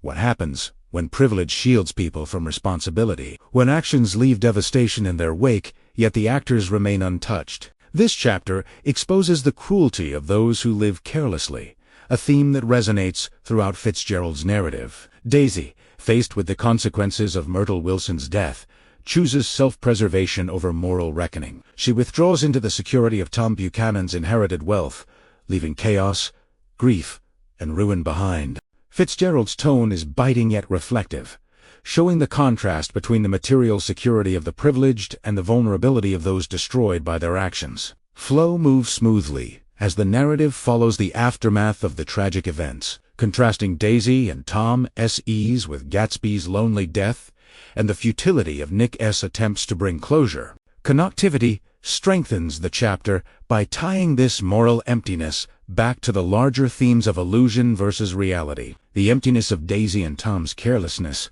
highlights the social structures that allow cruelty to thrive. Nick observes their retreat with quiet disdain, recognizing the broader societal implications. Wealth protects, privilege blinds, and the innocent suffer, while the careless remain insulated. The chapter's strength lies in its moral clarity. Fitzgerald uses Daisy and Tom as embodiments of the careless rich, exposing the gap between appearance and reality, and showing that dreams and desire cannot conquer entrenched social hierarchies. Symbolism pervades every scene. The vast mansion, the closed doors, and the silent servants all underline the isolation and detachment of the privileged. The narrative flows into Nick's reflections on justice and responsibility, emphasizing that in this world, morality is often optional, while material comfort is absolute. Readers are left with a sense of frustration and moral awakening, realizing that Gatsby's dream could not survive in a society that rewards carelessness. The chapter closes with Nick's deepening awareness of the emptiness of wealth and the impossibility of reclaiming moral balance, setting the stage for his eventual departure from the East. Chapter 11. Nick's awakening. The aftermath of tragedy leaves West Egg strangely quiet, a silence heavy with reflection and moral tension. Chapter 11 begins with a hook that immediately engages the reader. How does witnessing the unraveling of dreams and the recklessness of the wealthy change one's perspective on life? Nick Carraway, long the observer of Gatsby's hopes, ambitions, and illusions, begins to awaken to the true nature of the East Coast, its moral emptiness, and the consequences of careless living. Unlike Gatsby, who pursued dreams with undying optimism, Nick starts to see the stark contrast between aspiration and reality, between idealism and human indifference.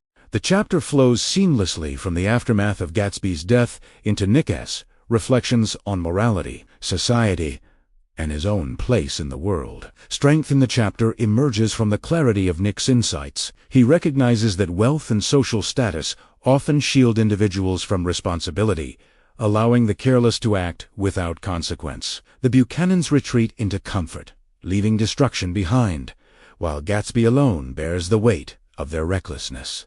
This contrast sharpens the narrative, emphasizing moral and emotional truths. Connectivity ties back to previous chapters. Nick recalls the grandeur of Gatsby's parties, the glittering lights that masked loneliness, and the obsessive pursuit of a dream represented by the green light. Each of these elements now appears in a new light, reflecting both the beauty of hope and the vulnerability of human ambition. The East Coast, once a place of excitement and possibility, now appears hollow, morally decayed, and indifferent to individual tragedy. Fitzgerald's tone is reflective, tinged with melancholy yet also imbued with awakening and insight. The narrative explores the fragility of dreams when confronted with the realities of human selfishness, social hierarchy, and the unpredictability of fate. Flow is maintained through Nick's inner journey, moving from observation to contemplation, from moral outrage to personal resolution. Nick examines the societal structures that allowed Gatsby to be admired in life but abandoned in death. The hollowness of the world he has observed becomes painfully evident. Admiration for spectacle, fascination with wealth, and obsession with appearances outweigh moral responsibility, human decency, and empathy. Strength lies in the narrative's moral clarity. Nick begins to understand that Gatsby's life, though tragically cut short, embodies both the nobility and fragility of human hope. Gatsby pursued a vision larger than himself, guided by love, ambition, and the unwavering belief that the past could be Nick contrasts this with the Buchanans, whose privilege allows them to escape accountability. highlighting the disparity between human idealism and societal indifference. Connectivity deepens as Nick reflects on the symbolic significance of Gatsby's dream. The green light, once a distant beacon of love and hope, now represents the universal human longing for fulfillment and meaning. Nick sees that dreams inspire courage, risk, and resilience, yet they are inherently vulnerable to forces beyond individual control. Flow carries the narrative from observation to ethical and philosophical insight, showing that understanding human behavior requires both emotional engagement and moral reflection. Nick's awakening is both personal and societal. He recognizes the danger of immersion in a world dominated by wealth, superficiality, and carelessness. He begins to distance himself from West Egg and its illusions, realizing that leaving the East is necessary to regain clarity, integrity, and peace.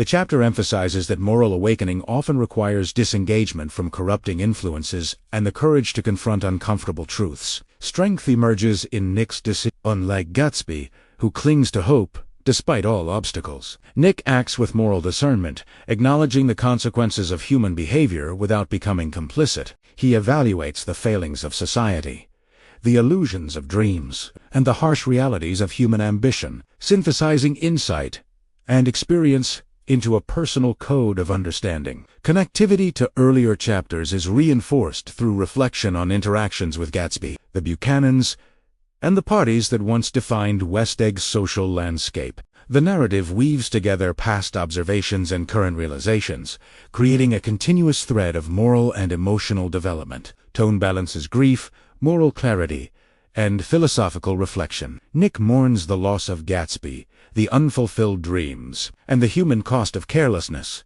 yet he also emerges with a clearer understanding of the world and his place within it. Flow maintains cohesion by moving from description of events to moral interpretation, philosophical contemplation, and personal resolution. The chapter examines the tension between ambition and mortality. Gatsby's relentless pursuit of a dream, while admirable, exposes him to tragedy, revealing the vulnerability inherent in idealism. Nick's reflections highlight the necessity of balancing hope with realism, engagement with detachment, and ambition with ethical consideration. Connectivity is maintained through symbolic references. The green light, Gatsby's mansion, and the vanished parties now form a moral and philosophical backdrop for Nick's awakening. The narrative emphasizes that, while dreams are essential to human vitality, they must be tempered by awareness, moral responsibility, and understanding of societal constraints. Strength is further conveyed through Nick's realization of personal growth. He understands that his experiences in the East, though painful, have provided insight into human nature, ambition, and morality. He resolves to leave West Egg, carrying the lessons learned and a heightened sense of discernment about the interplay between dreams, reality, and ethical living. Flow is sustained through seamless integration of narrative, reflection, and thematic exploration, culminating in a chapter that bridges events and moral awakening. The chapter concludes with a powerful, reflective note. Nick departs from the East, leaving behind the illusions, carelessness, and moral decay, but carrying forward the lessons of Gatsby's life. His awakening is both a personal journey and a universal meditation on the cost of ambition, the vulnerability of dreams, and the imperative of moral clarity. Readers are invited to reflect on their own values, ambitions, and responses to human frailty, reinforcing the novel's central themes of hope, illusion, responsibility, and the pursuit of meaning. Chapter 11 ultimately serves as a turning point in Nick's journey, a movement from observer to moral participant, from innocent engagement to reflective understanding, and from passive witness to active interpreter of human experience. The East Coast, once alluring and glamorous, now appears morally hollow, teaching Nick, and through him the readers, that dreams inspire, but they also expose, challenge, and, if unchecked, destroy. Nick's awakening resonates as a universal message. The courage to see clearly, act wisely, and leave corrupting influence behind is as essential as the dreams that drive humanity forward. Chapter 12. The symbol of the green light returns. The green light, once a distant beacon across the water, returns in Chapter 12 as a symbol far greater than a mere marker of Daisy Buchanan Estock. From the very opening, the chapter seizes attention with a hook. What does the light mean when the dream it guided is gone, when the dreamer lies lifeless, and when reality has overtaken hope? Nick Carraway reflects on Gatsby's relentless pursuit of the light and recognizes that its significance extends beyond romantic longing. It is emblematic of the universal human desire for something more, something just beyond reach, something idealized yet ultimately unattainable. The narrative flows seamlessly from the immediate aftermath of Gatsby's death into an expansive meditation on aspiration, memory, and the fragility of dreams. Fitzgerald's prose maintains a rhythm that mirrors the gentle lapping of water against the shore, the shimmering glimmer of the light, and the persistent pull of desire across time and circumstance. Strength in this chapter comes from the depth of symbolic insight. The green light, once a literal signal of Daisy's presence, now embodies every human ambition, every dream pursued with hope and determination, and the profound vulnerability inherent in such pursuit. Nick perceives that Gatsby's tragedy was not simply the result of misplaced love, reckless obsession, or social inequality, but also the human condition itself, the inevitability of longing for ideals that cannot be fully grasped, the persistent striving that defines human life. Connectivity ties this reflection back to Chapter 1, where Nick first notices Gatsby reaching toward the light across the bay, filled with anticipation, yearning, and hope.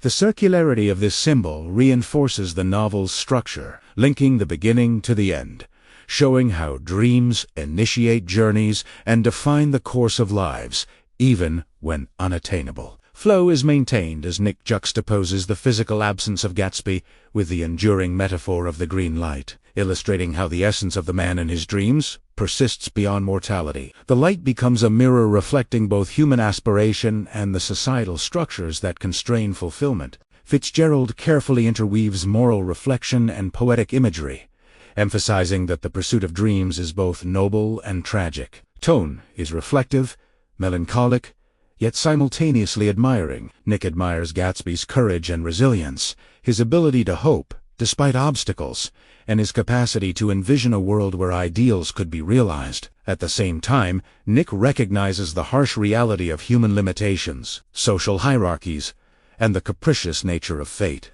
Strength emerges from this duality, showing that while the dream itself may be unattainable, the pursuit of it imparts meaning, purpose, and a moral dimension to human life. Connectivity extends to the broader themes of the novel, the American dream, the intersection of wealth and morality, love and obsession, and the tension between past and present.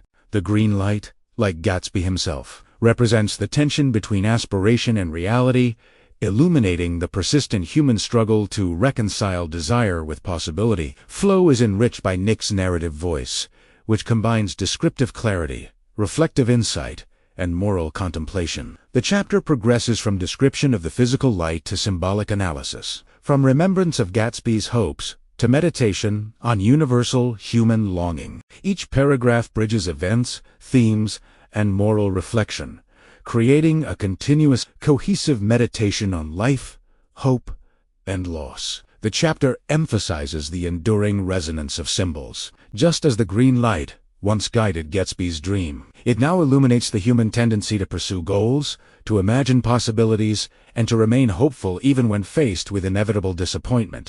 Nick interprets the light as a lesson in both resilience and humility, suggesting that while ambition can inspire greatness, it is always tempered by circumstance, mortality, and the limits of human agency. Strength is reinforced by the moral and philosophical clarity Nick achieves in this chapter. He observes that while society may reward wealth, appearance, and superficial success, the deeper value lies in the courage to hope, the tenacity to dream, and the willingness to endure setbacks without surrendering entirely to cynicism. Connectivity is maintained as the chapter links Gatsby's personal dream with the broader human experience, illustrating the universality of longing, the enduring pursuit of ideals, and the moral significance of striving despite failure.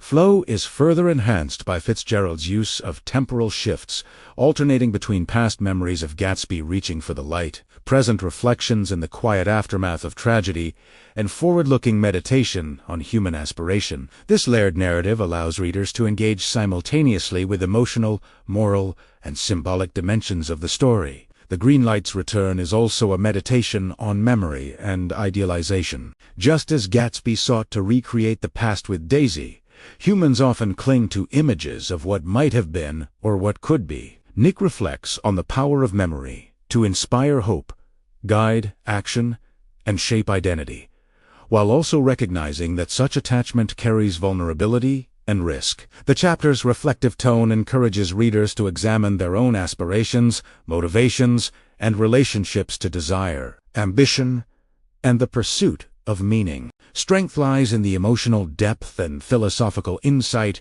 conveyed through Nick's voice, which balances admiration for Gatsby with realistic acknowledgement of human limitation. Connectivity to earlier chapters is further reinforced as the narrative revisits key motifs: the West Egg Mansion, the parties, the glimmer of wealth, and the social stratification that shaped Gatsby's life. Each element contributes to a layered understanding of aspiration, loss, and moral consequence. Flow is continuous as the chapter bridges personal reflection, social critique, and symbolic meditation, culminating in a nuanced perspective on hope, mortality, and human striving. The chapter closes with an evocative meditation on the enduring nature of dreams, the cyclical rhythm of hope and disappointment, and the moral and emotional significance of striving. The green light, once distant and literal, now embodies the broader human condition, the beauty, the peril, and the inevitability of desire. Nick concludes with a vision that is both melancholic and inspiring, capturing the paradox of hope, that it drives human action and gives life meaning, even while it may never be fully realized. In this way, Chapter 12 serves as a pivotal moment of thematic synthesis, connecting the individual tragedy of Gatsby with universal truths about ambition, love, mortality, and the moral imperatives of hope. The Green Light's Return reminds readers that while the objects of desire may remain elusive, the pursuit itself enriches life, shapes character, and illuminates the ethical dimensions of human aspiration. Through this lens, Nick not only honors Gatsby's memory, but also provides readers with a moral and philosophical framework to interpret ambition, longing, and the pursuit of meaning in their own lives. Chapter 12 thus stands as a reflective, symbolic, and morally resonant passage, bridging past narrative events with universal truths, and reinforcing the novel's enduring meditation on the costs, beauty, and moral weight of human dreams. Chapter 13. The American Dream. Questioned. Chapter 13 confronts one of the central moral and social themes of The Great Gatsby, T. Fragility, an illusion of the American dream. The chapter opens with a hook that immediately engages the reader. What is the value of success if it is built on illusion, ambition, and societal compromise? J. Gatsby's life becomes the lens through which Nick Carraway examines the promises and failures of the American dream, revealing the harsh truth that wealth and status, while alluring, do not guarantee fulfillment, morality, or social acceptance. The narrative flows seamlessly from Nick's reflections on the green light and Gatsby's relentless pursuit of love to a broader meditation on human ambition and societal structures. Fitzgerald's prose is layered, combining vivid imagery, moral insight, and social critique. Strength in the chapter arises from the depth of analysis. Gatsby's dream, though noble in its personal devotion, is ultimately doomed because it depends on external factors: Daisy's love, social mobility, and the approval of a society that values inherited wealth above character. Connectivity ties this chapter back to earlier events. The parties of Chapter 3, the illusions surrounding Gatsby's persona, and the moral vacuity of the Buchanans all converge to underscore the limitations and contradictions inherent in the American dream. Nick observes that Gatsby's rise from poverty to opulent wealth is remarkable, yet it is insufficient to overcome rigid class divisions. Despite his fortune, Gatsby remains an outsider in the social hierarchy of East Egg, constantly reminded of the unbridgeable gap between old money and new, between inherited privilege and aspirational achievement. The tone is contemplative, morally aware, and tinged with melancholy. Nick admires Gatsby's ambition, but recognizes the tragedy embedded in a dream that is pursued at the cost of reality, human connection, and moral clarity. Flow is maintained as the narrative moves from personal reflection on Gatsby's life to broader social commentary. Fitzgerald contrasts the seductive glamour of wealth with the moral decay that underpins it, highlighting the ways in which social structures distort aspiration and reward superficiality over substance. Strength is further emphasized through the juxtaposition of Gatsby's noble intentions and the carelessness of others. Daisy and Tom, beneficiaries of privilege and unearned security, act without accountability, illustrating the moral bankruptcy of those insulated by wealth. In contrast, Gatsby's pursuit, though flawed in its idealism, embodies hope, effort, and vision. Connectivity threads are reinforced through repeated motifs. The green light, the West Egg mansion, and the parties symbolize aspiration, illusion, and social performance. Each element demonstrates how dreams, no matter how pure, are vulnerable to societal barriers, moral corruption, and human indifference. Flow is sustained as Nick examines the moral consequences of ambition. He observes that the pursuit of the American dream, when detached from ethical awareness, can become destructive, both for the dreamer and for those around them. Gatsby's life is a testament to this duality.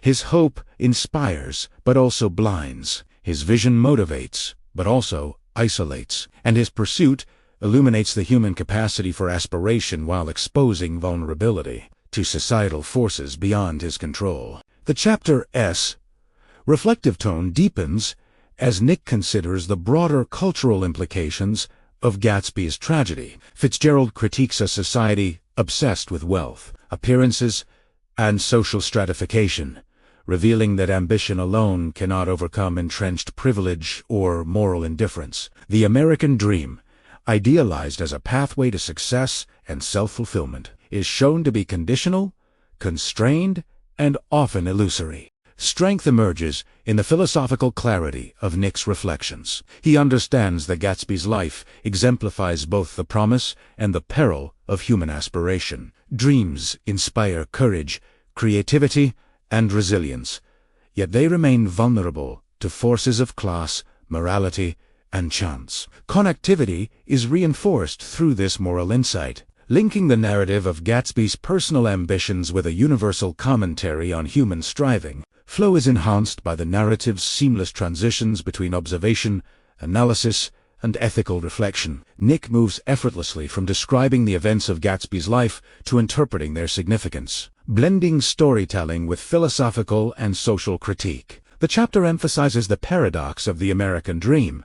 It promises equality and opportunity, but, in practice, often favors those already privileged, marginalizes the earnest but unconnected, and punishes hope that challenges societal hierarchies. Gatsby embodies this tension, his life a bridge between possibility and limitation, aspiration and disappointment, idealism and harsh reality. Tone maintains a careful balance between admiration and moral critique, reinforcing the duality of hope and disillusionment. Strength is amplified by the clarity of the narrative's ethical stance.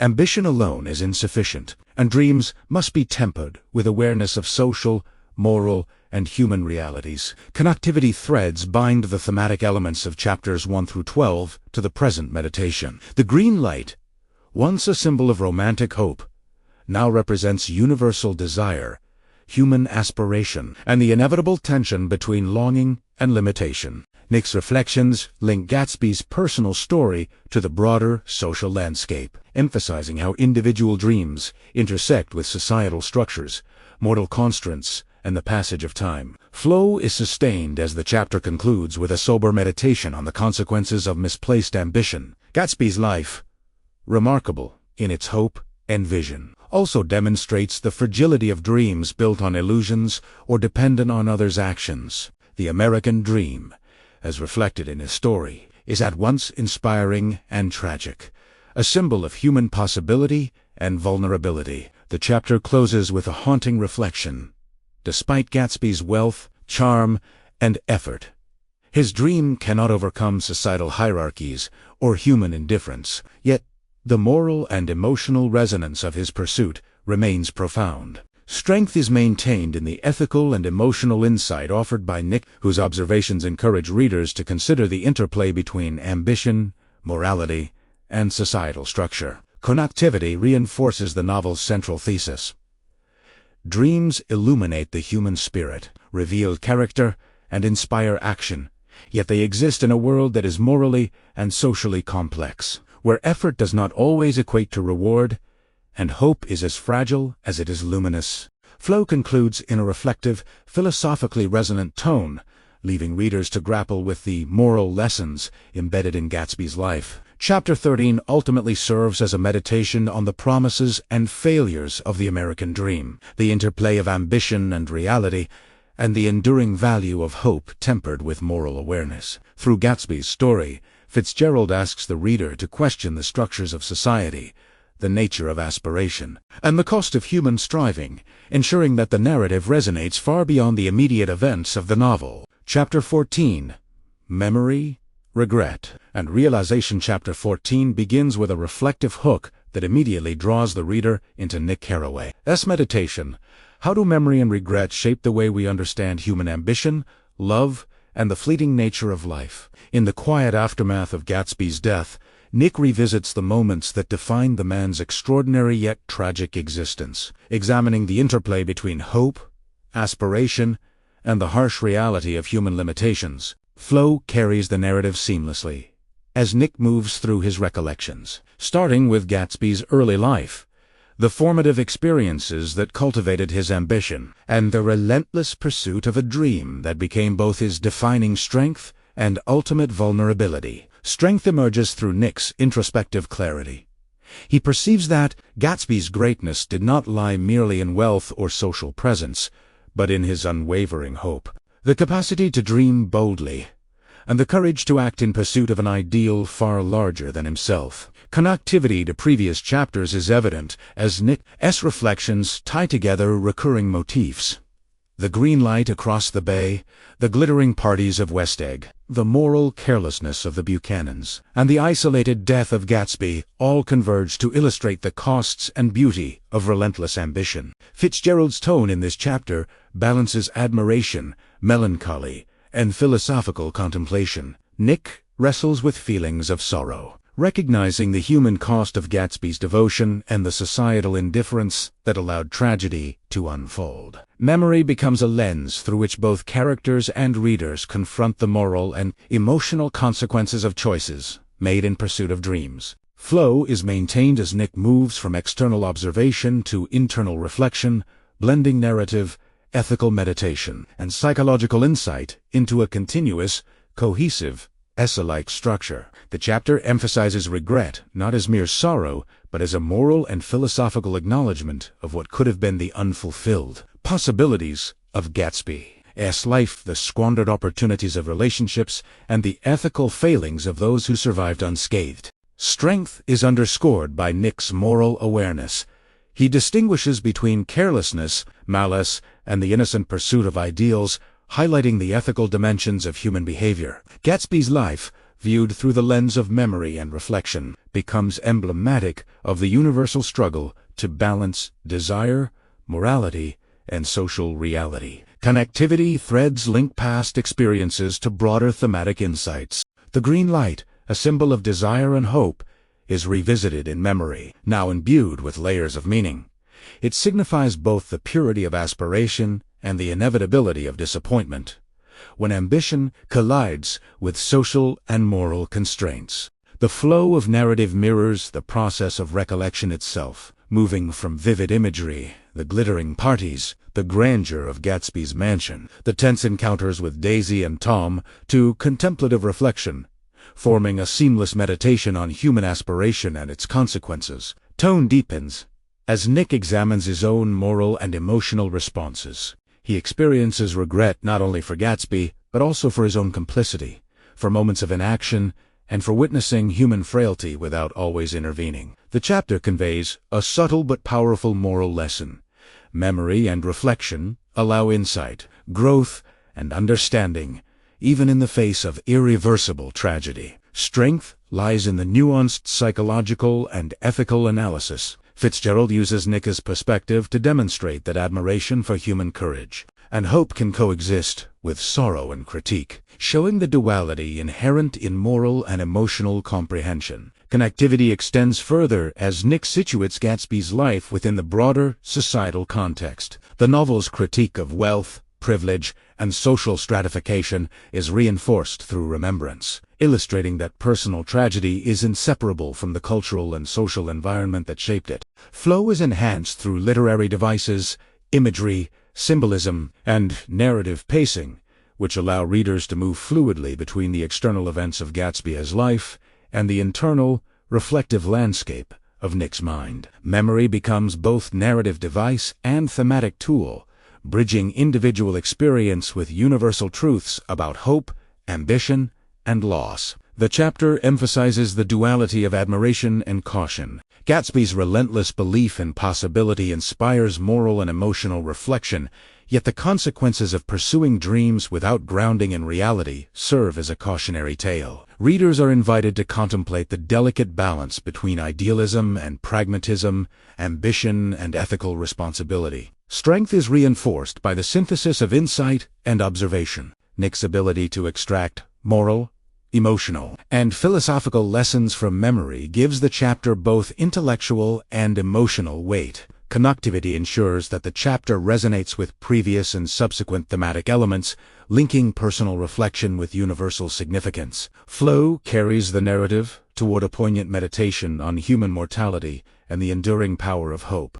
Memory, though tinged with regret, serves as a source of insight and moral guidance, illustrating that even in the face of disappointment or tragedy, reflection allows understanding and growth. The chapter closes with realization, a recognition of the enduring significance of Gatsby's life, not for material wealth or social accomplishment, but for the capacity to dream, to hope, and to inspire through vision and action. Nick admires Gatsby not merely as a man who sought love, but as a symbol of human courage, resilience, and the pursuit of ideals that transcend circumstance. Tone remains contemplative, balancing melancholy with admiration and philosophical clarity. Strength emerges in the moral and emotional resonance of Nick's reflections, offering readers guidance on valuing hope, integrity, and perseverance.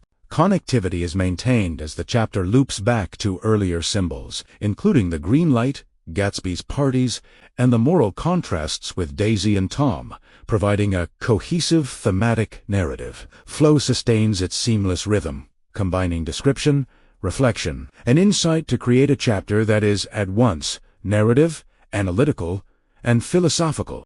The chapter's moral center, the awareness of human fragility, the cost of ambition, and the enduring importance of hope, reinforces the novel's central themes. Memory and regret become tools of wisdom, reminding readers that reflection is essential to understanding the consequences of desire, the value of human aspiration, and the moral dimensions of ambition.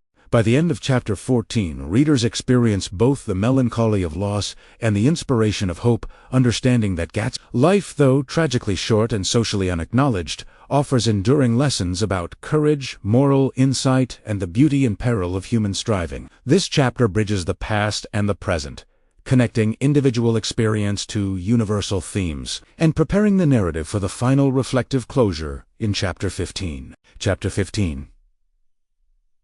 Final call to action. The story of J. Gatsby, a man defined by hope, ambition, and relentless pursuit of a dream, reaches its reflective conclusion in chapter 15. From the very first line, the chapter hooks the reader with a question that lingers long after the final pages are read. What does it mean to dream boldly, to pursue desires with unwavering determination, and yet to face the inevitability of human limitation and societal indifference? Nick Carraway, now profoundly shaped by his experiences in the East, delivers a reflective meditation that merges narrative closure with philosophical insight, moral awareness, and a call to action that extends beyond the story of a single man. Flow is maintained throughout the chapter as Nick moves seamlessly between recounting events, analyzing character, and drawing universal lessons from the rise and fall of Gatsby's life. The strength of the chapter lies in its ability to transform a specific narrative into a broader human lesson. Gatsby's dream, represented by the green light across the bay, symbolizes more than romantic longing for Daisy. It embodies the universal human pursuit of ideals, love, success, happiness, and purpose, and the inherent tension between aspiration and reality. Nick reflects on the extraordinary courage it took for Gatsby to envision a life beyond his circumstances, to strive for something larger than himself, and to act upon his vision, despite obstacles, societal barriers, and personal limitations. Connectivity links this chapter to the novel's central themes and prior events. The green light, the West Egg Mansion, the glittering parties, and the moral carelessness of Daisy and Tom all converge in Nick's contemplation, illustrating the interplay of human desire, social structure, and ethical consequence. Gatsby's unwavering hope contrasts sharply with the indifference of the world around him, reinforcing the novel's recurring tension between individual idealism and societal reality. The chapter's tone is reflective, elegiac, and morally insightful. Nick admires Gatsby's persistence and moral courage, while recognizing the tragedy of his untimely death and the limitations imposed by an unequal social order. Flow is maintained as the narrative weaves descriptive, recounting of Gatsby's life with ethical analysis and philosophical reflection. Nick contemplates the lessons of ambition, love, and moral courage, connecting Gatsby's personal story to universal truths about human striving and the ethical dimensions of desire. Strength emerges from the moral clarity and emotional resonance of Nick's voice. The chapter encourages readers to consider the value of pursuing their dreams with courage and integrity while remaining aware of the risks, limitations, and responsibilities inherent in such pursuit. Gatsby's life is neither merely tragic nor entirely futile. It is instructive, inspiring, and cautionary simultaneously. Connectivity deepens as Nick examines the broader implications of Gatsby's dream for all who aspire to achieve greatness. The green light becomes emblematic of human potential, hope, and ambition, a guiding principle that motivates action, fuels imagination, and sustains moral courage. Yet, Nick acknowledges the inherent vulnerability of such pursuits, emphasizing the necessity of balancing aspiration with ethical discernment and flow remains continuous as Nick transitions from personal reflection to moral exhortation. The narrative moves through the symbolic, the philosophical, and the ethical, maintaining cohesion while expanding the scope from Gatsby's individual experience to a universal meditation on ambition, morality, and hope. Tone balances admiration for human resilience with sober recognition of human limitations, creating a nuanced perspective that inspires without idealizing and instructs without more. Strength is reinforced by the synthesis of insight and narrative. Nick's reflections illustrate that while dreams may not always be realized, their pursuit defines character, shapes morality, and provides meaning to life. Gatsby's audacity to dream, his refusal to surrender to circumstance, and his capacity to imagine a future beyond his past stand as enduring examples of human courage and aspiration. Connectivity extends to the moral lessons of the novel. The contrast between Gatsby's idealism and the Buchanan's carelessness highlights the ethical dimensions of ambition. Dreams pursued with integrity enrich life, whereas carelessness and privilege without accountability corrode it. Nick's observations serve as both narrative closure and ethical reflection, offering readers guidance on navigating the complexities of human desire, social structure, and moral responsibility. Flow is maintained as the chapter synthesizes events, symbols, and themes. Nick revisits the green light, Gatsby's mansion, and the parties, connecting these motifs to broader reflections on aspiration, societal expectation, and the moral imperatives of life.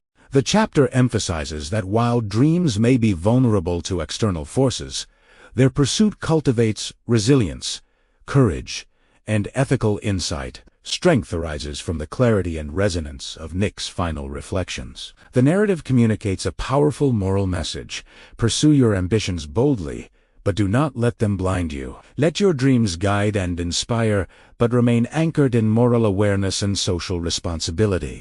Connectivity ensures that the reader understands the thematic continuity from chapters 1 through 14, seeing Gatsby's life as both a specific narrative and a universal exemplar of hope, aspiration, and the ethical dimensions of human striving. Flow concludes with a reflective cadence, leaving readers with a sense of closure, moral insight, and emotional resonance. Nick's call to action is clear. Learn from Gatsby's courage, recognize the costs and limitations of ambition, and let hope, ethical awareness, and resilience guide personal and collective striving. Tone closes on a contemplative yet uplifting note, reminding readers that while the world is imperfect, dreams, when pursued with integrity and awareness, shape character, inspire action, and illuminate the moral and emotional dimensions of life. Strength is sustained through the ethical, philosophical, and emotional resonance of the narrative. Nick's reflections transform Gatsby's story from a tale of personal tragedy into a universal meditation on human aspiration, hope, morality, and resilience. Connectivity is maintained as all prior motifs, symbols, and thematic threads converge, offering readers a coherent and morally insightful conclusion to the novel. Flow ensures that the chapter serves as both narrative closure and reflective guidance, seamlessly integrating events, reflection, and moral insight into a continuous, cohesive meditation. Chapter 15, as a final call to action, transcends Gatsby's story to address the reader directly. Life is defined by the courage to dream, the wisdom to pursue responsibly, and the resilience to endure disappointment without surrendering hope. The green light, once a symbol of romantic longing, now represents every human aspiration, the potential for greatness, and the enduring power of hope when coupled with ethical awareness and moral courage. Strength, connectivity, and flow converge to create a chapter that not only concludes the narrative arc of The Great Gatsby, but also offers universal lessons on ambition, morality, and the human condition. Nick's reflections encourage readers to dream boldly, act ethically, and approach life with courage, wisdom, and resilience. The chapter closes with the moral and philosophical echo that defines the novel: dream boldly, but do not lose yourself in the dream. Let your ambitions guide you, not control you. Let your goals inspire you, not blind you. In doing so, Fitzgerald leaves readers with both closure and inspiration, ensuring that Gatsby's story resonates far beyond the immediate events, offering lessons that are timeless, morally significant, and profoundly human.